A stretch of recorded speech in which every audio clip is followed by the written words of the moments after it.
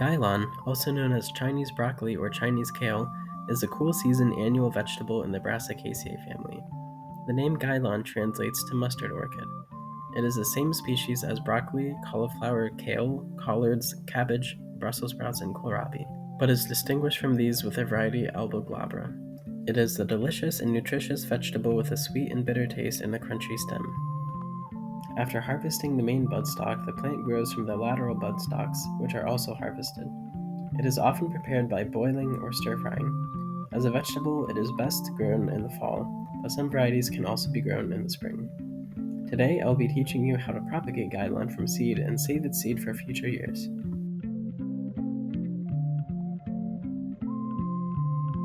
Gai Lan is very easy to grow. Johnny's Selected Seeds recommends sowing 2 seeds per cell, and Adaptive Seeds recommends 3. I will do 3 seeds because I have lots to spare, and that way I can be more selective when I eventually thin the seedlings to 1 plant per cell.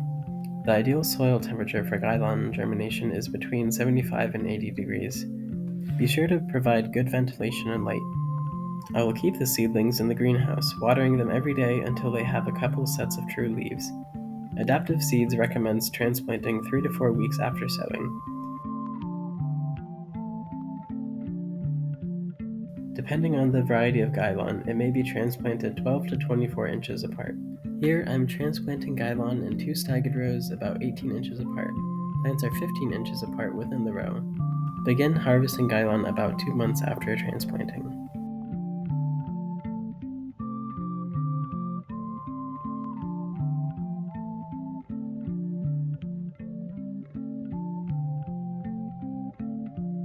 When growing for seed, follow the same steps as when growing as a vegetable, except use a wider spacing as the plants will become much larger.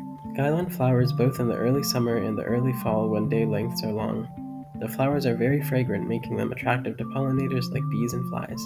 Flowers are perfect and self-incompatible. Gai Lan will cross-pollinate with other types of brassica oleracea.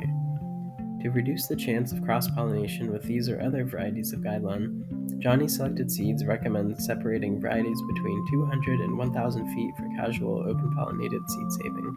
Commercially, isolation distances are much greater. To maintain genetic heterogeneity, plant as many plants as possible, ideally between 40 and 200. Brassicas are susceptible to inbreeding depression and benefit greatly from hybrid vigor, and for this reason, many commercial brassica varieties are hybrids.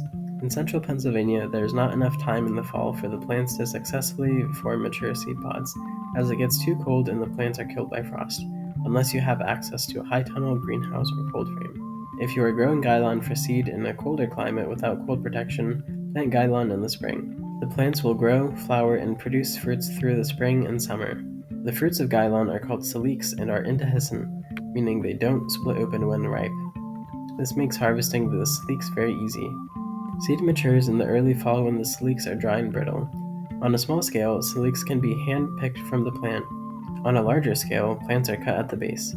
In both cases, the siliques are allowed to dry further before threshing. Seeds can be removed like so if you only have a small amount. For larger amounts, put dried seed stalks in a bag and beat it against a hard surface to release the seeds, or lay the stalks out on a tarp and walk over them. On a commercial scale, threshing machines are used to separate the seed and remove it from the chaff. Once you have your seed, store it in a cool, dry, and dark place. Make sure to label it with a variety and year of harvest. If stored properly, Gai Lan seeds will remain viable for several years.